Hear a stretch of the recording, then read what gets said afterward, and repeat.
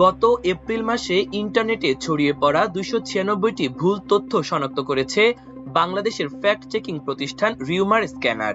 বাংলাদেশে চলমান গুজব এবং ভুয়া খবর, অপতথ্য প্রতিরোধ এবং জনগণের কাছে সঠিক তথ্য পৌঁছে দেওয়ার দায়িত্বে নিয়োজিত রিউমার স্ক্যানারের অনুসন্ধানে এ তথ্য উঠে এসেছে। এ সংক্রান্ত এক প্রতিবেদন আজ প্রকাশ করেছে রিউমার স্ক্যানার। রিউমার স্ক্যানারের ওয়েবসাইটে প্রকাশিত ফ্যাক্ট চেক থেকে গণনাকৃত এই সংখ্যার মধ্যে জাতীয় বিষয়ে সবচেয়ে বেশি ১০১টি ভুল তথ্য ছড়িয়ে পড়ার প্রমাণ মিলেছে, যা মোট ভুল তথ্যের ৩৪%।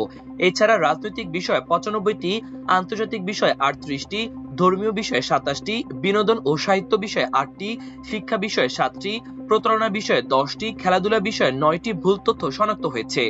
মার্চ মাসে ২৯৮টি ভুল তথ্য শনাক্ত হয়েছিল। গত বছর থেকে ভারতীয় গণমাধ্যম এবং ভারত থেকে পরিচালিত বিভিন্ন সামাজিক যোগাযোগ মাধ্যমের অ্যাকাউন্ট থেকে বাংলাদেশকে জড়িয়ে ভুয়া তথ্য প্রচারের হার বৃদ্ধি পেয়েছে বলে প্রমাণ পেয়েছে রিউমার স্ক্যানার।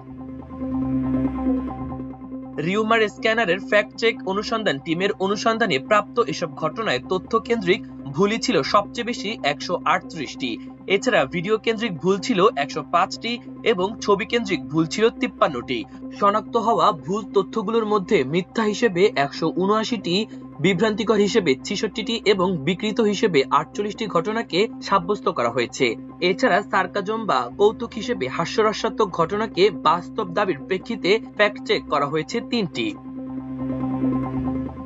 রিউমার স্ক্যানার জানায়, প্ল্যাটফর্ম হিসেবে গত মাসে ফেসবুক পেজে সবচেয়ে বেশি ভুল তথ্য ছড়িয়েছে, সংখ্যার হিসেবে যা ২৭৬টি।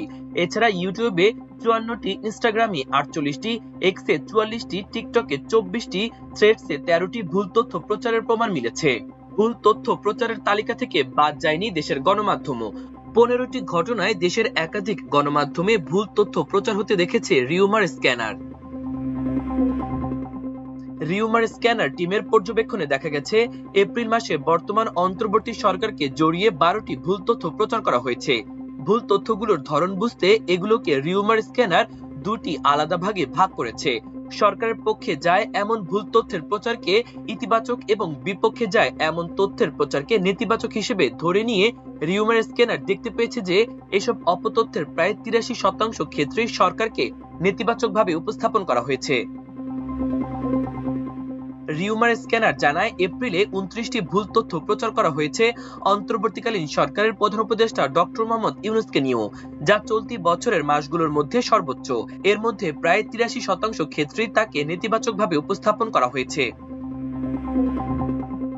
সরকারের উপদেষ্টাদের মধ্যে ডক্টর আসিফ নজরুলকে জড়িয়ে ৩টি, আসিফ মাহমুদ সজীব ভুঁইয়াকে জড়িয়ে ২টি, সৈয়দা রিজওয়ানা হাসানকে জড়িয়ে ২টি, আ.ফ.ম. খালিদ হোসেনকে জড়িয়ে ১টি, শেখ বশিরউদ্দিনকে জড়িয়ে ১টি এবং প্রধান উপদেষ্টার প্রেস সচিব শফিকুল আলমকে জড়িয়ে ১টি ভুল তথ্য প্রচার শনাক্ত করেছে রিউমার স্ক্যানার। রিউমার স্ক্যানার আরো জানায়, এপ্রিলে রাজনৈতিক দলগুলোর মধ্যে বিএনপিকে জড়িয়ে সবচেয়ে বেশি ১৩টি অপতথ্য প্রচার করা হয়েছে। এসব অপতথ্যের সবগুলি দলটির প্রতি নেতিবাচক মনোভাব সৃষ্টি করার সুযোগ রেখেছে। এই সময় দলটির চেয়ারপারসন খালেদা জিয়াকে জড়িয়ে ১টি, ভারপ্রাপ্ত চেয়ারম্যান তারেক রহমানকে নিয়ে ২টি এবং মহাসচিব মির্জা ফখরুল ইসলাম আলমগীরকে নিয়ে ৯টি অপতথ্য প্রচার করা হয়েছে। দলটির ছাত্র সংগঠন বাংলাদেশ জাতীয়তাবাদী ছাত্রদলকে জড়িয়ে এই সময় ২টি এবং যুবদলকে জড়িয়ে ১টি অপতথ্য প্রচার করা হয়েছে।